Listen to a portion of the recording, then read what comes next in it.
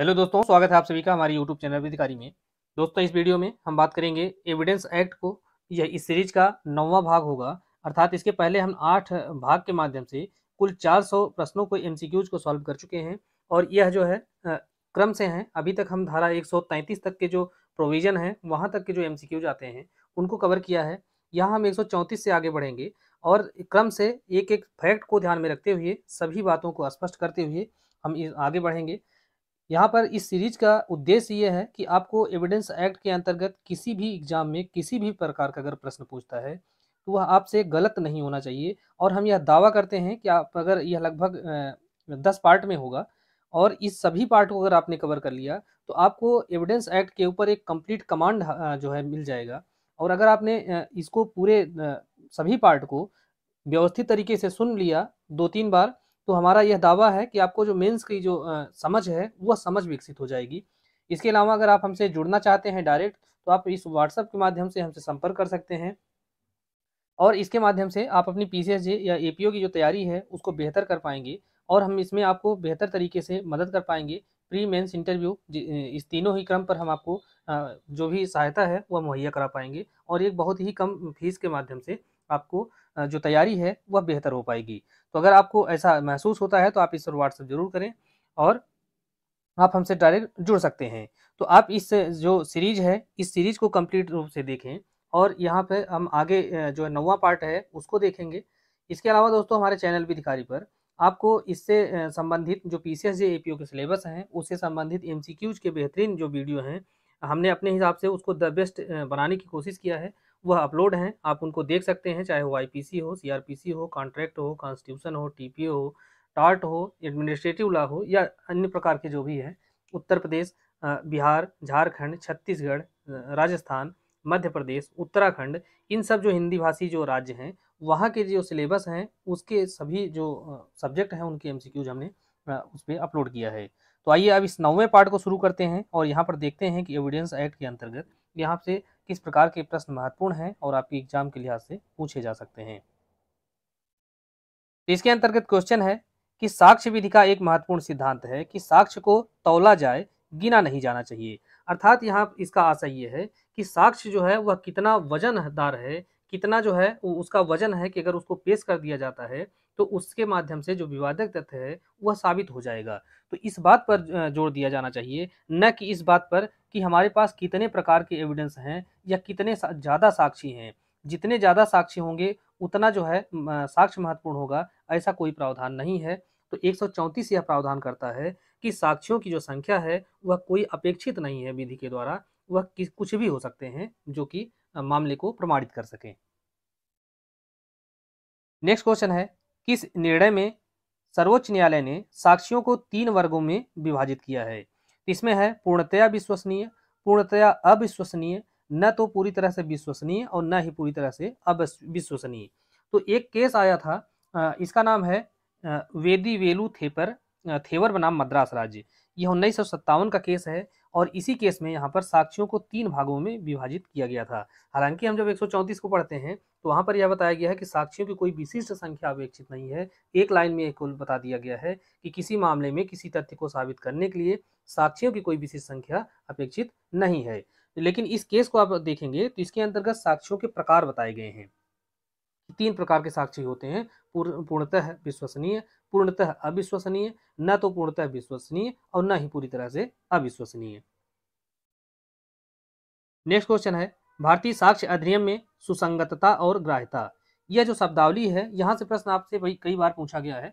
उत्तर प्रदेश और उत्तराखंड में खास करके यह प्रश्न पूछा गया है। तो यह जो दोनों शब्द हैं यह न तो समानार्थी हैं और न ही संविस्तीर्ण है। अर्थात न तो इनका समान अर्थ है न ही इनका समान विस्तार है। तो सुसंगतता से क्या तात्पर्य है कि कौन से ऐसे तथ्य हैं जो सुसंगत हैं और जो सुसंगत हैं वही ग्राह्य होते हैं। लेकिन जो सभी सुसंगत तथ्य हैं वह जरूरी नहीं है कि वह ग्राह्य हों। और ग्राह्यता का क्या है कि जो ग्राह्य तथ्य हैं वह आवश्यक रूप से सुसंगत होते हैं, लेकिन जो सभी सुसंगत तथ्य हैं वह आवश्यक रूप से ग्राह्य नहीं होते हैं। केवल वही सुसंगत तथ्य ग्राह्य होते हैं जो कि धारा 6 से लेके धारा 55 तक के अंतर्गत सुसंगत हैं। और 121 या 122 से लेके 129 तक के अंतर्गत ये जो विशेषीकृत सूचना आती है वह सुसंगत तो होता है लेकिन यह ग्राह्य नहीं होता है। इसीलिए इसे कहा जाता है यह न तो समान अर्थ रखते हैं, न तो समान विस्तार रखते हैं। नेक्स्ट है साक्ष्यों को पेशकरण और उनकी परीक्षा का क्रम किसके द्वारा विनियमित होगा। तो साक्ष्यों का पेश किया जाना और उनकी परीक्षा का जो क्रम है वह किसके द्वारा विहित होगा, तो इसके बारे में प्रावधान कहाँ है तो इसको जान लेती है। यह 135 के अंतर्गत दिया गया है और 135 कहता क्या है कि साक्ष्यों के पेशकरण और उनकी परीक्षा का क्रम क्रमशः सिविल और दंड प्रक्रिया से संबंधित विधि द्वारा और पद्धति के द्वारा तथा ऐसी विधि के अभाव में न्यायालय के विवेक के द्वारा विनियमित होगा। तो अब हम विकल्प के भी देखते हैं कि तत्समय प्रवृत्त विधि और पद्धति के द्वारा, और ऐसी जो पद्धति नहीं है तब वहां पर न्यायालय के विवेक के द्वारा। तीसरा है कि विधि या न्यायालय के विवेक के द्वारा। तो यहाँ पर जो पहला विकल्प है यही सही होगा। अगर विधि है और विधि के अंतर्गत कोई पद्धति बताई गई है तब उसी के द्वारा जो है यह जो क्रम है वह विनियमित होगा। और इसके अभाव में अगर पूछा जाता है, प्रश्न इस प्रकार से भी पूछा जाता है कि किसी विधि और पद्धति के अभाव में साक्ष्यों को पेश किया जाना और उनकी परीक्षा का जो क्रम है वह किस प्रकार से विनियमित होगा, तब जो है न्यायालय के विवेक द्वारा विनियमित होगा। तो यहाँ पर पहला विकल्प सही होगा। नेक्स्ट क्वेश्चन है साक्ष्य को तोला जाना चाहिए न कि गिना जाना चाहिए। यह सिद्धांत साक्ष्य अधिनियम की किस धारा में समाविष्ट है, तो हमने पहले ही देख लिया था, धारा 134 के अंतर्गत है ये। नेक्स्ट है साक्ष्यों के पेशकरण और उनकी परीक्षा का क्रम यह किस धारा के अंतर्गत दिया गया है, तो हमने देखा 135 के अंतर्गत है और यह क्रम जो है वह किस प्रकार से विनियमित होगा, तो यह जो है विधि के द्वारा और विधि के अभाव में न्यायालय के विवेक के द्वारा। नेक्स्ट है साक्ष्य अधिनियम की कौन सी धारा यह प्रावधान करती है कि न्यायाधीश साक्ष्य की ग्राह्यता के बारे में विनिश्चय करेंगे। तो 136 जो है यह बहुत इंपॉर्टेंट धारा है और इसी धारा के माध्यम से न्यायाधीश जो है अपने समक्ष बेस्ट एविडेंस पेश किया जाना सुनिश्चित करते हैं। और यह जो है यह कहती है कि जब दोनों में से कोई भी पक्षकार किसी साक्ष्य का तथ्य का साक्ष्य देने चाहता है तब न्यायाधीश जो है वह साक्ष्य की प्रस्थापना करने वाले पक्षकार से यह पूछ सकेगा कि अगर उसके द्वारा जो पेश किया गया साक्ष्य है वह साबित हो जाता है तो किस प्रकार से सुसंगत होगा। तो अगर यहाँ पर साबित कर दिया गया कि वह पेश किए जाने पर सुसंगत होगा तभी उसको ग्रहण किया जाएगा, अन्यथा उसको ग्रहण नहीं किया जाएगा। 136 के अंतर्गत हमने देखा कि यही प्रावधान है कि प्रस्थापना करने वाले पक्षकार से न्यायालय पूछता है कि अगर आप जो साक्ष्य पेश कर रहे हैं वो किस प्रकार से सुसंगत होगा। अगर वहां पर न्यायाधीश का समाधान हो जाता है कि वह सुसंगत होगा तभी उसको ग्रहण किया जाएगा, अन्यथा उसको ग्रहण नहीं किया जाएगा। नेक्स्ट है दिल्ली हाई कोर्ट ने किस मुकदमे में गवाहों की सुरक्षा के बारे में मार्गदर्शक निर्देश जारी किया। अर्थात जो साक्षी होते हैं उनकी सुरक्षा के लिए कुछ गाइडलाइन जारी की गई थी। ये बहुत महत्वपूर्ण केस है, नीलम कटारा का मामला है 2003 का। और इसी में जो साक्षी हैं, जो गवाह हैं, वो किस प्रकार से सुरक्षित रहें और वो न्यायालय में जो है सुविधाजनक तरीके से वह साक्ष्य अपना दे सकें, इसी के बारे में यहाँ पर गाइडलाइन जारी की गई थी। नेक्स्ट क्वेश्चन देखते हैं किसी तथ्य ए के जिसका किसी विवादक तथ्य का हेतुक या परिणाम होना अभिकथित है। अर्थात कोई तथ्य ए है और वह किसी विवादक तथ्य का हेतुक है या परिणाम है, ऐसा कथन किया जाता है और उसको साबित करने की प्रस्तावना की जाती है। कई मध्यांतरिक तथ्य अर्थात कई और अन्य तथ्य है जो कि उसी से जुड़े हुए हैं, जिसमें बी, सी और डी हैं, इन जिनका इसके पूर्व की तथ्य ए उस विवादक तथ्य का हेतुक या परिणाम माना जा सके अस्तित्व में होना दर्शित किया जाना आवश्यक है। इसका तात्पर्य है कि कोई तथ्य ए है और उसके बारे में यह कहा जाता है कि यह जो तथ्य ए है वह किसी विवादक तथ्य या सुसंगत तथ्य का हेतुक या परिणाम है और यह साबित करने की जो है प्रस्थापना की जाती है कि इसके अलावा इससे जुड़े हुए 3 तथ्य और हैं जिनका इसके पूर्व की वह जो तथ्य ए है वह विवादक तथ्य का हेतुक या परिणाम माना जा सके, उसको उसके पहले साबित किया जाना चाहिए या जाना आवश्यक है। तो ऐसी स्थिति में यहाँ पर जब विकल्प ए देखेंगे कि न्यायालय जो है क्या करेगा, या तो वो जो 3 तथ्य और हैं बी, सी और डी, उनको साबित किए जाने से पहले ए को साबित करने की अनुमति देगा या ए को साबित किए जाने से पहले बी और सी और डी को साबित करने की अपेक्षा करेगा। तो यही जो विकल्प है यही सही होगा और यह जो प्रश्न है यह धारा 136 का जो दृष्टांत घ है इसी पर आधारित है। तो आप उसको जब देखेंगे तो वह स्पष्ट हो जाएगा।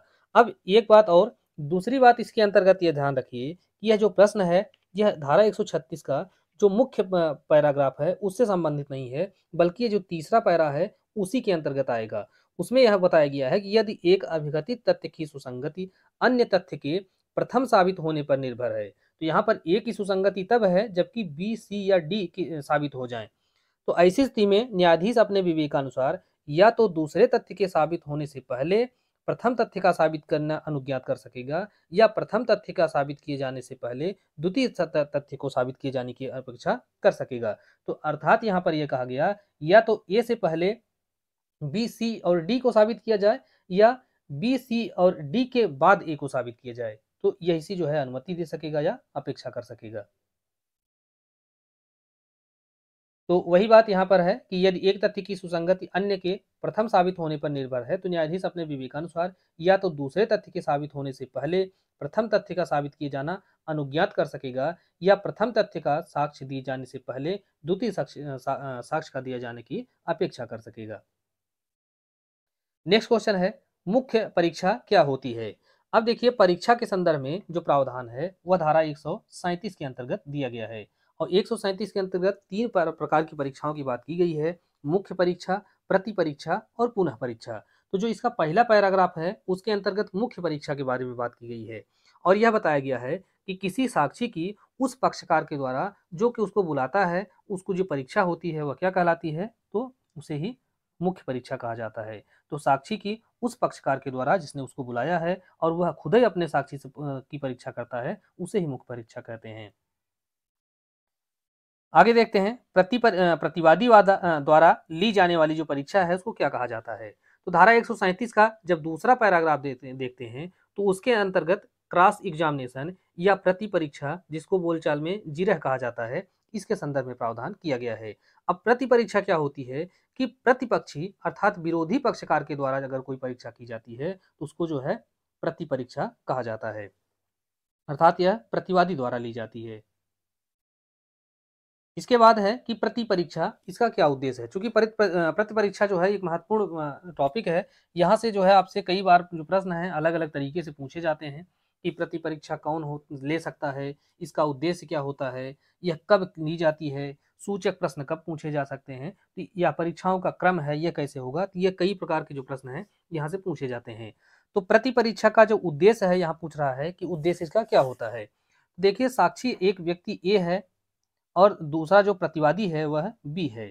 तो ए अपना एक साक्षी एक्स को पेश करता है। जब एक्स की पेशी की जाती है यहाँ, तो ए जब इसकी अपने एक्स की ही परीक्षा करता है तो उसको मुख्य परीक्षा कहा जाता है। जब बी इसकी परीक्षा करता है तो उसको प्रति परीक्षा कहा जाता है, और बाद में प्रति परीक्षा के बाद ए इसकी फिर से परीक्षा करता है तो उसको पुनः परीक्षा कहा जाता है। तो उम्मीद करते हैं कि यह एक बेहतर तरीके से आपको तीनों परीक्षाओं का क्रम याद हो जाएगा। अब आइए, प्रति परीक्षा का उद्देश्य क्या है? तो साक्षी की विश्वसनीयता की जांच करना, अर्थात ए ने जो एक्स को पेश किया है यह कितना विश्वसनीय है, इसकी जांच बी के द्वारा की जाती है।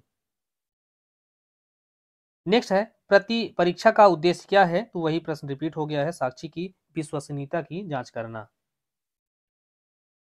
नेक्स्ट है, किसी साक्षी की प्रति परीक्षा के बाद उसकी उस पक्षकार के द्वारा जिसने उसको बुलाया था वह परीक्षा क्या होती है? तो पुनः परीक्षा। जैसा कि हमने बताया कि ए है, यहाँ बी है, यहाँ एक्स है।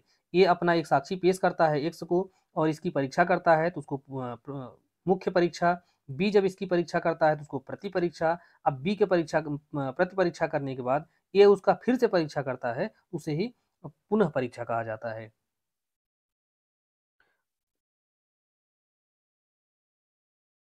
नेक्स्ट है, साक्षी की परीक्षा के लिए या साक्षी परीक्षण के लिए निम्नलिखित में से जो क्रम है वह कौन सा है? तो साक्षियों के जो परीक्षा का क्रम है यह 138 के अंतर्गत बताया गया है। परीक्षा के बारे में मुख्य परीक्षा, प्रति परीक्षा, पुनः परीक्षा, ये 137 में बताया गया है, लेकिन 138 के अंतर्गत परीक्षाओं के क्रम की बात की गई है, और इसमें यह बताया गया है कि साक्षियों से सबसे पहले मुख्य परीक्षा होगी, उसके बाद विपक्षी के द्वारा उसकी प्रति परीक्षा होगी, उसके बाद उसको बुलाने वाले साक्षी के द्वारा बुलाने वाले पक्षकार के द्वारा उसकी जो परीक्षा होगी वह पुनः परीक्षा होगी। तो इसका जो सही क्रम है वह यही है कि मुख्य परीक्षा, प्रति परीक्षा और पुनः परीक्षा। नेक्स्ट क्वेश्चन है, साक्षी की पुनः परीक्षा में भारतीय साक्ष्य अधिनियम के अधीन यहाँ पर किस प्रकार की जो प्रश्न है वह पूछे जा सकते हैं। तो पुनः परीक्षा में इसके संदर्भ में जो प्रश्न हम देखेंगे कि पुनः परीक्षा में जो प्रश्न पूछे जाते हैं वह न्यायालय की अनुमति से नई बात उठाई जा सकती है। तो नई बात जो है पुनः परीक्षा में उठाई जा सकती है, लेकिन कैसे? वह न्यायालय की अनुमति से, न्यायालय की अनुमति के बिना वहाँ पर कोई भी जो नई बात है वह नहीं उठाई जा सकती। इसके बारे में प्रावधान कहाँ दिया गया है? तो धारा 138 का जो पैरा 2 है इसी के अंतर्गत बताया गया है कि पुनः परीक्षा उन बातों के स्पष्टीकरण के प्रति होगी जो प्रति परीक्षा में निर्दिष्ट हुए हैं, तथा यदि पुनः परीक्षा में न्यायालय की अनुमति से नई बात प्रविष्ट की गई हो तो प्रतिपक्षी उस पक्षकार के बारे में अतिरिक्त प्रति परीक्षा कर सकता है। इसका अर्थ यह है कि अगर पुनः परीक्षा में कोई जो पक्षकार है अपने साक्षी से कुछ नई बात पूछता है, तो जब नई बात पूछता है तो उस नई बात के संदर्भ में जो विरोधी पक्षकार है उसकी फिर से जो है क्रॉस एग्जामिनेशन करेगा, फिर से प्रति परीक्षा करता है।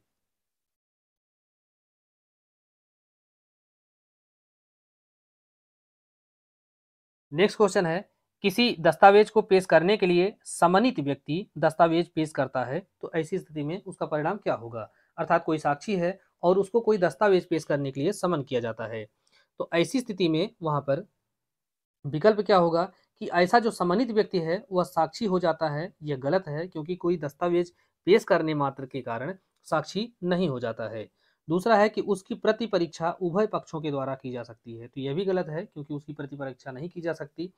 उसकी प्रति परीक्षा न्यायालय की अनुमति से की जा सकती है, यह भी गलत है, क्योंकि वह साक्षी है ही नहीं, वह तो केवल समन इसलिए किया गया है उसको कि उसके पक्ष में कोई डॉक्यूमेंट है और वह उसको पेश करता है, तो वह साक्षी नहीं हो जाता है। इसलिए उसकी प्रति परीक्षा नहीं की जा सकती जब तक कि उसको साक्षी के तौर पर न बुलाया जाए। तो यही जो कथन है वह सही है। अगर वह साक्षी के तौर पर बुलाया जाता तब उसकी वहां पर परीक्षा और पुनः परीक्षा की जा सकती थी, प्रति परीक्षा की जा सकती थी, लेकिन उसको केवल डॉक्यूमेंट पेश करने के लिए बुलाया जाता है, इसलिए उसकी प्रति परीक्षा नहीं की जा सकती है। तो इसके बारे में प्रावधान कहाँ दिया गया है? तो 139 के अंतर्गत यह स्पष्ट किया गया है।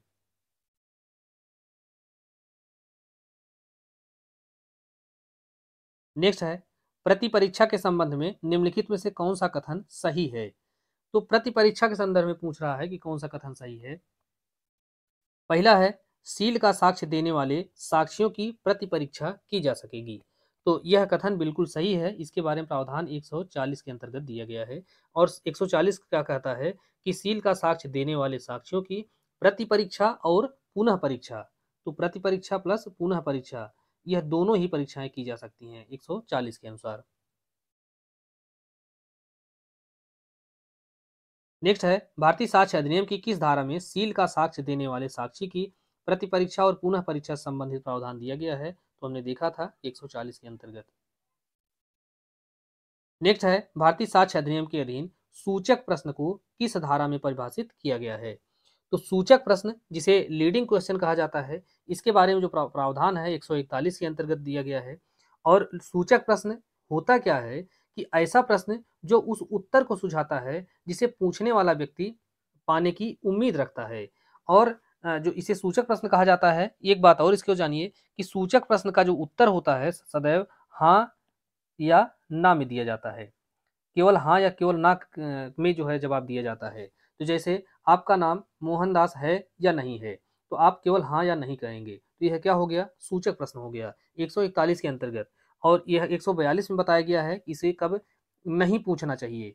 तो इसको कब नहीं पूछना चाहिए? तो इसको जो है मुख्य परीक्षा में और पुनः परीक्षा में, यहाँ दो जगह इसको नहीं पूछा जा सकता। तो 143 में यह बताया गया है कि इनको कब पूछा जाना चाहिए, तो यह केवल प्रति परीक्षा में पूछा जाएगा। तो इसके बारे में 141, 42, 43 तीनों को एक साथ ध्यान रखें। नेक्स्ट है, कोई प्रश्न जो उस उत्तर को सुझाता है जिसे पूछने वाला व्यक्ति पाना चाहता है या पाने की आशा करता है, तो इसे क्या कहा जाता है? तो इसे सूचक प्रश्न कहा जाता है। सूचक प्रश्न के बारे में प्रावधान कहाँ दिया गया है? तो 141 के अंतर्गत।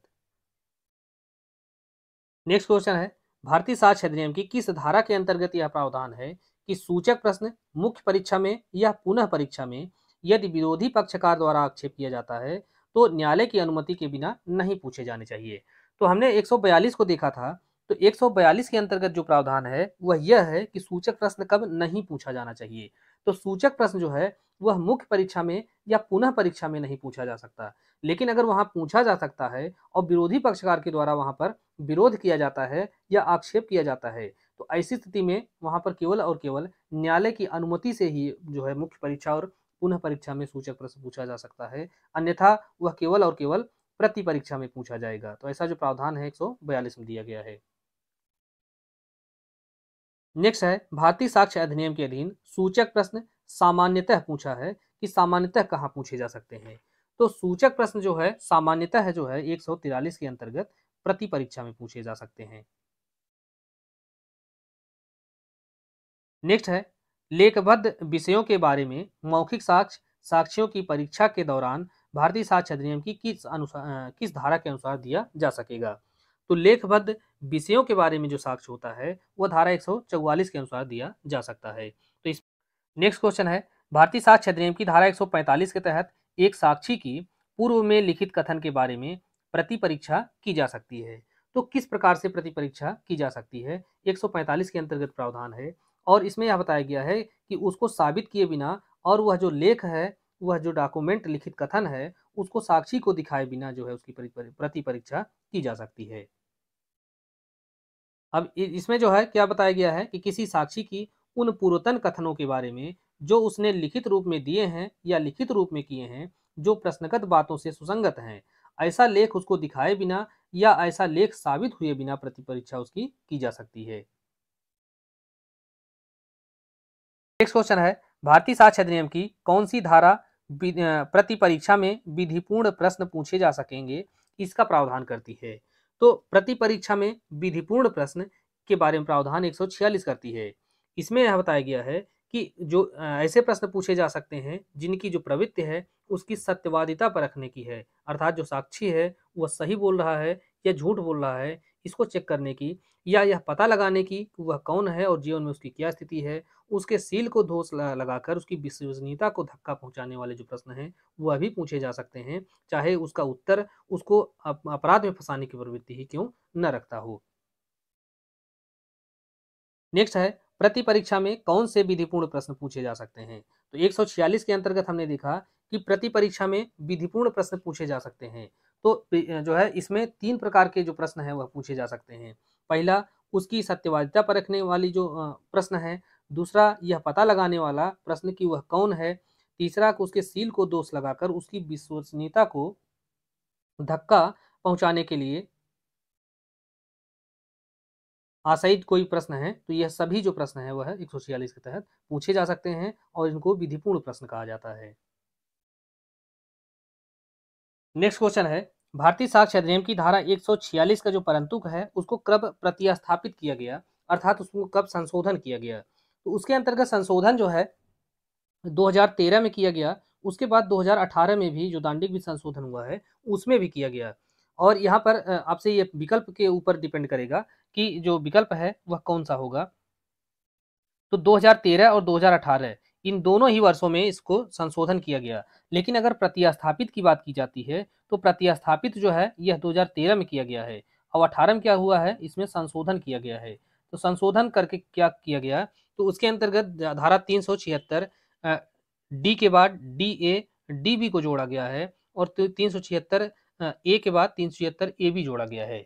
तो यह जो धाराएं हैं उसके अंतर्गत और शामिल कर दी गई हैं क्योंकि नए अपराधों का जो है वहाँ पर सृजन किया गया था 2018 में कि जो माइनर गर्ल्स हैं जिनकी उम्र 16 वर्ष से कम है या 18 वर्ष से कम है उनके साथ कोई सेक्सुअल ऑफेंस किया जाता है, तो ऐसी स्थिति में उनको जो पनिशमेंट होगा वह कितना दिया जाएगा। तो आईपीसी में वही धाराएं जोड़ी गई हैं और उसी के तहत यहाँ जो प्रक्रिया है उसकी बात यहाँ पर शामिल की गई है। तो यहाँ पर देखिए 2013 में और कौन कौन सी धाराएं हैं, तो धारा 53A, 114A, 119 और 146 यहाँ पर जो है 2013 में संशोधन किया गया था। नेक्स्ट क्वेश्चन है भारतीय साक्ष्य अधिनियम की किस धारा के अंतर्गत साक्षी को उत्तर देने के लिए कब विवश किया जा सकेगा। तो साक्षी को उत्तर देने के लिए विवश किया जा सकेगा धारा 147 के अंतर्गत। और यहाँ पर यह बताया गया है कि यदि ऐसा कोई प्रश्न उस वाद या कार्यवाही से सुसंगत किसी बात से संबंधित है तो वहां पर धारा 132 के उपबंध लागू होंगे। तो 132 के अंतर्गत क्या प्रावधान है? तो 132 के अंतर्गत यह कहा गया है कि इस आधार पर कि उत्तर जो है अपराधी को फंसाएगा, साक्षी जो है उत्तर देने से क्षम्य नहीं हो जाएगा। अर्थात कि इस आधार पर जो साक्षी है कहता है कि अगर हम इसका उत्तर देंगे तो हम भी अपराध में फंस जाएंगे, तो इसी केवल आधार पर उसको उत्तर देने से छूट नहीं मिल जाएगी, बल्कि उसको उत्तर देने के लिए विवश किया जाता है धारा 147 के तहत। अब देखिए क्या बताया गया है कि इसमें यदि ऐसा कोई प्रश्न उस वाद या कार्यवाही से सुसंगत किसी बात से संबंधित है तो धारा 132 के उपबंध उसको लागू होंगे। यह कहाँ बताया गया है? तो 147 के अंतर्गत। अब 132 में क्या कहते हैं?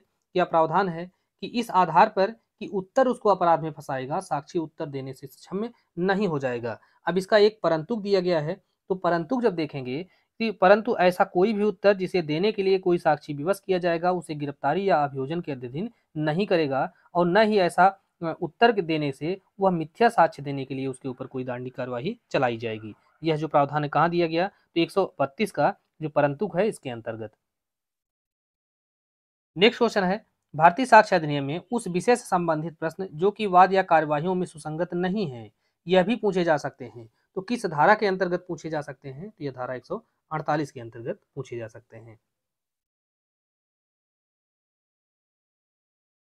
नेक्स्ट क्वेश्चन है, भारतीय साक्ष्य अधिनियम की किस धारा के अंतर्गत न्यायालय विनिश्चित करेगा कि कब प्रश्न पूछा जाएगा और साक्षी को उत्तर देने के लिए विवश किया जाएगा? तो यह जो है 148 के अंतर्गत है। नेक्स्ट है, किसी अटॉर्नी या वकील के द्वारा एक बैरिस्टर को यह सूचना दी जाती है कि एक महत्वपूर्ण साक्षी डकैत है। साक्षी से यह पूछे जाने का यह एक युक्तियुक्त आधार है कि क्या वह डकैत है। इसलिए युक्तियुक्त आधार है क्योंकि उसको जो वो सूचना मिली है कि वो एक महत्वपूर्ण साक्षी डकैत है, तो उस सूचना के आधार पर वह उससे प्रश्न पूछ सकता है। लेकिन अटकल पच्चू या एक अनुमान के आधार पर केवल उससे प्रश्न ये ऐसा नहीं पूछा जा सकता कि क्या वह डकैत है। और यह जो प्रश्न है वह धारा 149 से संबंधित है, और 49 का जो दृष्टांत क है उसी दृष्टांत पर यह जो प्रश्न है वह आधारित है। नेक्स्ट है, किस उदाहरण में गवाह से प्रश्न पूछने के लिए पर्याप्त आधार नहीं है कि क्या वह एक डकैत है? तो यहाँ पर विकल्प देखते हैं कि एक बैरिस्टर को एक अटॉर्नी के द्वारा निर्देश दिया जाता है कि वह एक महत्वपूर्ण गवाह डकैत है, तो यह एक पर्याप्त आधार है। यहाँ पर पूछ रहा है कि कौन सा नहीं है, निगेटिव में, तो यह सही है। दूसरा है कि एक प्लीडर को एक व्यक्ति न्यायालय में सूचना देता है कि एक महत्वपूर्ण गवाह डकैत है। प्लीडर द्वारा प्रश्न किए जाने पर सूचना देने वाला अपने कथन के लिए संतोषजनक कारण देता है, तो यह भी सही है। और इसके बाद आता है तीसरा विकल्प, इसमें एक गवाह जिसके बारे में कुछ भी ज्ञात नहीं है उससे अचानक यह प्रश्न पूछा जाता है कि क्या वह डकैत है, तो यहाँ पर पूछा है कि यह पर्याप्त आधार नहीं है, तो यही सही नहीं है, क्योंकि यह एक पर्याप्त आधार नहीं है कि उससे यह पूछा जाए कि क्या वह डकैत है। जबकि एक गवाह जिसके बारे में कुछ भी ज्ञात नहीं है से अपने जीवन के तरीके तथा जीविका के साधनों के बारे में अगर पूछा जाता है और वहाँ पर असंतोषजनक उत्तर देता है, तब पूछा जा सकता है कि क्या तुम डकैत हो, तो वह जो प्रश्न है वह सुसंगत होगा। नेक्स्ट है, भारतीय साक्ष्य अधिनियम की किस धारा के अंतर्गत यह दिया गया है कि युक्तियुक्त आधार के बिना कोई प्रश्न नहीं पूछा जाएगा? तो 149 यही बताता है कि युक्तियुक्त आधार के बिना कोई भी प्रश्न नहीं पूछा जाएगा। अब 149 के बाद 150 बहुत महत्वपूर्ण धारा है, उसके अंतर्गत यह बताया गया है कि अगर युक्तियुक्त आधार के बिना अधिवक्ता के द्वारा कोई प्रश्न पूछा जाता है तो ऐसी स्थिति में जो न्यायालय है वह क्या कर सकता है? तो हमने देखा 100 बताया कि 150 के अंतर्गत है कि अगर युक्त आधार के बिना कोई प्रश्न पूछे जाता है न्यायालय के अंतर्गत किसी बैरिस्टर, अटॉर्नी या वकील के द्वारा, तो वहाँ मामले को परिस्थितियों के अनुसार हाई कोर्ट को या अन्य प्राधिकारी को, स्टेट बार काउंसिल को या अन्य प्राधिकारी को या उच्च न्यायालय को वहाँ पर रिपोर्ट किया जा सकेगा। नेक्स्ट क्वेश्चन है, भारतीय साक्ष्य अधिनियम के अंतर्गत न्यायालय अशिष्ट अथवा कलंकात्मक प्रश्नों की अनुमति दे सकता है, तो ऐसी जो अनुमति है वह कब दिया जा सकता है? इसके बारे में प्रावधान 151 के अंतर्गत दिया गया है। जबकि यह जो प्रश्न है वह विवादित तथ्यों से संबंधित है, तभी वहां पर अनुमति दी जा सकती है।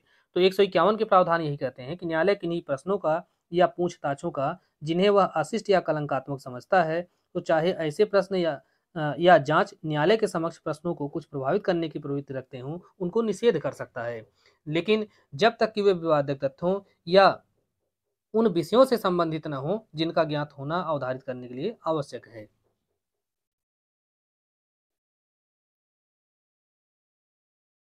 नेक्स्ट क्वेश्चन है, गवाह की परीक्षा के समय कैसा प्रश्न नहीं पूछा जा सकेगा? तो जो अपमानित करने वाला है यह नहीं पूछा जा सकता, जो क्षुब्ध करने वाला है, जो अनावश्यक रूप से उसको संतापकारी है, यह जो सभी प्रकार के प्रश्न हैं यह नहीं पूछे जा सकेंगे। नेक्स्ट है, निम्नलिखित में से कौन सही सुमेलित नहीं है? तो अशिष्ट और कलंकात्मक प्रश्न, इसके बारे में जो प्रावधान है 151 के अंतर्गत है, यह सुमेलित है। अपमानित या क्षुब्ध करने के लिए आशयित कोई प्रश्न है तो यह 152 के अंतर्गत है। और पक्षकार द्वारा अपने ही साक्षी से प्रश्न अर्थात सूचक जो पक्षद्रोही साक्षी जिसे कहा जाता है, यह 154 के अंतर्गत आता है, यह भी सही है। और साक्षी की विश्वसनीयता पर आक्षेप, तो यह जो है 153 के अंतर्गत नहीं है, बल्कि यह जो आक्षेप है यह धारा 155 के अंतर्गत आता है। जबकि 153 के अंतर्गत सत्यवादिता पर रखने के प्रश्नों के उत्तर का खंडन करने के लिए जो साक्ष्य है वह नहीं दिया जा सकता, उसका अपवर्जन किया जाता है। तो यहाँ पर सुमेलित नहीं है, तो चौथा ही विकल्प सुमेलित नहीं है। किसी साक्षी से पूछा जाता है कि क्या वह किसी पद से बेईमानी के लिए पदच्युत नहीं किया गया था और वह इससे इनकार करता है, अर्थात वह कहता है कि नहीं, मैं किसी पद से पदमुक्त नहीं किया गया था बेईमानी के कारण।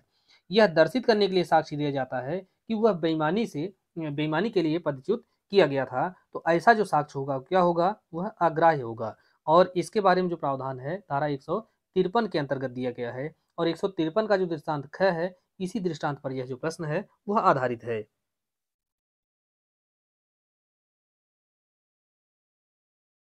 नेक्स्ट क्वेश्चन है, भारतीय साक्ष्य अधिनियम में किस धारा के अंतर्गत पक्षकार अपने ही साक्षी से प्रश्न पूछ सकता है? यह धारा 154 के तहत पूछा जा सकता है, इसे ही पक्षद्रोही साक्षी कहा जाता है। अब 154 का जो पहला खंड पढ़ेंगे तो उसके अंतर्गत यह उपबंध किया गया है कि न्यायालय उस व्यक्ति को जो साक्षी को बुलाता है उस साक्षी से ऐसे प्रश्न की विवेकानुसार अनुमति दे सकता है जो प्रतिपक्षी के द्वारा प्रति परीक्षा में किए जा सकते हैं। इसका अर्थ देखिए ये हुआ कि ये है, इसने अपना एक साक्षी पेश किया और इस जो है अपने ही साक्षी के ऊपर यह विश्वास नहीं है कि वह एक विश्वसनीय साक्षी है। तो ऐसी स्थिति में क्या होगा कि वह न्यायालय की अनुमति से अपने ही साक्षी से प्रतिपरीक्षा कर सकेगा। अब न्यायालय यहाँ जो अनुमति देता है तो ऐसी अनुमति के बाद इसकी जो प्रतिपरीक्षा होगी इस प्रकार से होगी जैसे जो विरोधी पक्षकार बी था यह इसकी प्रतिपरीक्षा करता है, तो जिस प्रकार से बी एक्स की प्रतिपरीक्षा करता है उसी प्रकार से ए उसी तरीके से एक्स की प्रतिपरीक्षा कर सकेगा। यही प्रावधान 154 के अंतर्गत दिया गया है। पक्षद्रोही साक्षी का क्या अर्थ है? तो पक्षद्रोही साक्षी से क्या तात्पर्य है कि जिस पक्षकार ने उसको साक्षी के रूप में बुलाया था वह उसी के प्रतिकूल साक्ष्य देने लगता है, अर्थात ऐसा साक्षी जो सत्य बोलने का इच्छुक नहीं है। तो चौथा विकल्प सही होगा। नेक्स्ट है, भारतीय साक्ष्य अधिनियम की कौन सी धारा पक्षद्रोही साक्षी के बारे में प्रावधान करती है? तो यह जो धारा है 154 है। नेक्स्ट है, पक्षद्रोही साक्षी कौन है? तो ऐसा साक्षी जो सत्य बताने का इच्छुक नहीं है और उस व्यक्ति के विरुद्ध जो है साक्ष्य देता है जिसने उसे अपने पक्ष में साक्षी के रूप में बुलाया था। तो यह जो चौथा विकल्प है यही सही होगा। पक्षद्रोही साक्षी एक ऐसा साक्षी है कि इससे संबंधित आपसे बहुत सारे प्रश्न पूछे जाते हैं, कई बार प्रॉब्लम बेस्ड, कई बार इस तरह से कि कौन सा कथन सही है, कई बार कथन कारण के रूप में, तो आपको कई बार सेक्शन के रूप में। तो आपको इन सभी बातों को ध्यान में रखना होगा। तो धारा 154 के अंतर्गत दो खंड हैं। तो पहला खंड जो है उसके अंतर्गत संशोधन किया गया है 2005 में। तो 154 में पहली बात तो आप जान जाइए कि 154 में 2005 में जो है संशोधन किया गया और 2005 का जो संशोधन है यह 2006 से लागू है। तो इसके संदर्भ में संशोधन क्या किया गया, तो जो 154 का खंड 1 है इसके अंतर्गत संशोधन किया गया और 154 में जो दूसरा खंड है इसको जोड़ा गया। तो यहाँ पर 2006 में इसको जोड़ दिया गया है। नेक्स्ट है, अभियोजन अपने पक्ष को अपने साक्षी से सूचक प्रश्न पूछने की अनुमति कब दी जा सकती है? तो अभियोजन पक्ष को अपने ही साक्षी से सूचक प्रश्न करने की जो अनुमति है वह कब दी जा सकती है? तो जब वह पक्षद्रोही हो जाए, अर्थात सूचक प्रश्न जैसा कि हमने देखा वह प्रति परीक्षा में पूछा जाता है सूचक प्रश्न, और कोई व्यक्ति सूचक प्रश्न कब पूछ सकता है, तो जब वह पक्षद्रोही हो जाए तो वह उसकी प्रति परीक्षा करता है, इसीलिए उसी समय वह उससे सूचक प्रश्न पूछ सकता है अपने ही साक्षी से। नेक्स्ट है, साक्ष्य विधि के अधीन पक्षद्रोही साक्षी का जो कथन है वह क्या है, वह विश्वसनीय होता है। अगर कोई पक्षद्रोही साक्षी है और उसका कथन जो अगर विश्वसनीय है तो वह ग्राह्य भी होता है। धारा 154 खंड 2 के अनुसार धारा 154 की कोई चीज उपधारा 1 के अधीन इस प्रकार अनुज्ञात व्यक्ति को ऐसे साक्ष्य के किसी भाग पर विश्वास करने से वंचित नहीं करेगी। अर्थात अगर कोई साक्षी पक्षद्रोही हो जाता है तो केवल पक्षद्रोही होने के कारण उसका जो साक्ष्य है वह अविश्वसनीय नहीं हो जाता है, बल्कि वह विश्वसनीय होता है। नेक्स्ट है, साक्षी की विश्वसनीयता पर अधिक्षेप किसके द्वारा किया जा सकता है। तो साक्षी की विश्वसनीयता पर आक्षेप के संदर्भ में जो धारा है वह कौन सी है, तो धारा 155 है। इसी के तहत जो है उसको विश्वसनीयता पर आक्षेप किया जाता है। इसमें किसी साक्षी की विश्वसनीयता पर प्रतिपक्षी के द्वारा या न्यायालय की अनुमति से उसको बुलाने वाले पक्षकार के द्वारा उस पर आक्षेप किया जा सकता है। तो यहाँ पर आक्षेप जो है कैसे किया जाएगा, तो इसके 3 खंड हैं, उसको आगे देखेंगे। तो इस प्रश्न पे देखते हैं कि विश्वसनीयता पर आक्षेप कैसे किया जाएगा। तो प्रतिपक्षी के द्वारा और न्यायालय की अनुमति से उस पक्षकार के द्वारा जिसने उसको बुलाया था। तो यहाँ पर इस दोनों ही व्यक्तियों के द्वारा आक्षेप किया जा सकता है। नेक्स्ट क्वेश्चन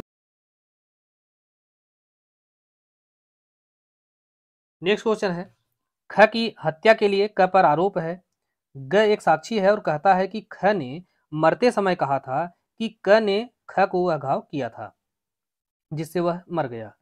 यह दर्शित करने के लिए साक्ष्य दिया जाता है कि किसी पूर्व अवसर पर ग ने कहा था कि वह जो घाव है वह क के द्वारा या उसकी उपस्थिति में नहीं किया गया था। तो ऐसा जो साक्ष्य है वह क्या होगा, वह उसकी हत्या का आरोप साबित करने के लिए वह ग्राह्य होगा। और यहाँ पर यह दर्शित किया जाएगा कि वह जो साक्षी ग है जो कथन कर रहा है उसका जो कथन है वह विश्वसनीय नहीं है, या उसकी विश्वसनीयता पर यहाँ पर आक्षेप किया जाएगा। और यह जो प्रश्न है यह धारा 155 पर आधारित है। 155 का जो दृष्टांत ख है इसी दृष्टांत पर यह जो प्रश्न है वह आधारित है। नेक्स्ट है, कोई साक्षी जो किसी अन्य साक्षी को विश्वसनीयता के अपात्र घोषित करता है, अर्थात उसको विश्वसनीयता के योग्य नहीं समझता है, तो उसको निम्नलिखित में से कौन सा कथन उसके बारे में सत्य है। तो जैसा कि हमने बताया कि 155 के अंतर्गत यह प्रावधान किया गया है कि साक्षी की विश्वसनीयता पर आक्षेप किस प्रकार से किया जाएगा। तो इसके अंतर्गत 3 खंड बताए गए हैं। पहला है कि मुख्य परीक्षा में अपने विश्वास के कारणों को चाहे न बताए, लेकिन उसको प्रति परीक्षा में यह बताना पड़ेगा कि तुम क्यों जो है उसके ऊपर विश्वास नहीं करते या उस साक्षी को विश्वसनीयता के लिए अयोग्य घोषित करते हो। यह सही है। दूसरा है कि उन उत्तरों का जिन्हें वह देता है खंडन नहीं किया जा सकता, यह भी सही है। तीसरा है कि यदि वे कथन मिथ्या हो तो उस पर मिथ्या साक्ष्य देने का आरोप लगाया जा सकेगा। तो यह जो सभी कथन है वह सही है धारा 155 के अंतर्गत। अब यहाँ पर हमने इस 9वें पार्ट को समाप्त किया और अभी तक 450 प्रश्न को हमने हल किया है। इसका जो अगला पार्ट होगा वह लास्ट होगा और उसके बाद हम उसी वीडियो के माध्यम से कंप्लीट इसको पूरी तरह से खत्म कर देंगे, क्योंकि अभी कुछ धाराएं बची हुई हैं जो कुछ आगे कुछ और भी फैक्ट हैं जो बाकी हैं जो इस वीडियो में नहीं आ पाए। अभी हम अगला जो वीडियो आएगा उसके अंतर्गत इसकी जो सारी बातें हैं उसको कंप्लीटली कवर कर देंगे, जिससे एविडेंस एक्ट के अंतर्गत आपका संपूर्ण समाधान हो जाएगा। किसी भी तरह का चाहे जहां से आपको से प्रश्न पूछा जाए हमारी वीडियो से बाहर नहीं जाएगा, ऐसा हमारा दावा भी है और हमारी इसे उम्मीद भी है। तो आप उम्मीद करते हैं कि आप हमारे वीडियो से संतुष्ट होंगे और चैनल को सब्सक्राइब अगर नहीं किए हैं तो सब्सक्राइब कीजिए, इसको ज्वाइन भी कीजिए और अधिक से अधिक लोगों को इसको शेयर कीजिए ताकि अधिकतम लोगों को इसका अधिकतम फायदा मिल सके। मिलते हैं नेक्स्ट वीडियो में। धन्यवाद।